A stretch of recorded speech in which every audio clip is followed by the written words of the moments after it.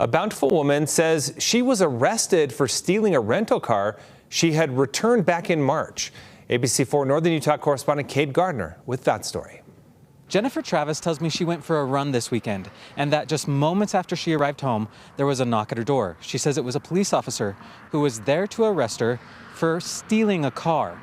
She says she doesn't understand these charges and says they've put her life on hold. This is Jennifer Travis. You're calling desperately to be bailed out and you're calling friends and you're trying to explain, well, apparently it was back in February, and you know, it all just sounds so like, yeah, it sounds made up. She planned on going back to school full-time this week, but because she now has a pending criminal case, she says her scholarships are on hold. I quit my job to be a full-time student, and this feels like a huge setback. It all started back in November. Travis was in an accident and got a rental car from Enterprise. She says her insurance stopped coverage in February, and she planned to continue renting the car on her own, as she had already paid a deposit and thought that would cover her out-of-pocket costs. In March, she received this email saying she needed to return the car immediately or face legal action. She says she returned the car on the 13th and got this message on the 14th asking her to rate her experience.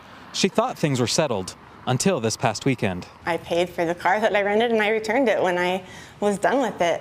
And I wasn't trying to take advantage of anybody. I figured that I paid for the time I used it, which I did because I got the bill stating that. In this case, she does have a receipt, and it appears that she returned the vehicle. Utah criminal attorney Clayton Sims says this is an interesting case. I think that Enterprise has a lot of explaining to do and shouldn't have gone to the criminal justice system just yet. He says if anything, this could have been a small claims case, and says this is a good reminder. This could happen to anyone.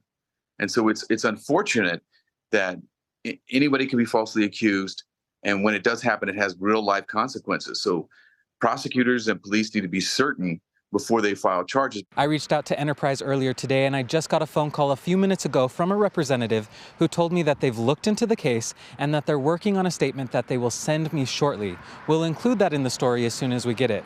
Now, I also reached out to the Bountiful Police Department to see if they had any comment on the case. I have not heard back. Reporting from Bountiful, Kate Gardner, ABC4 News.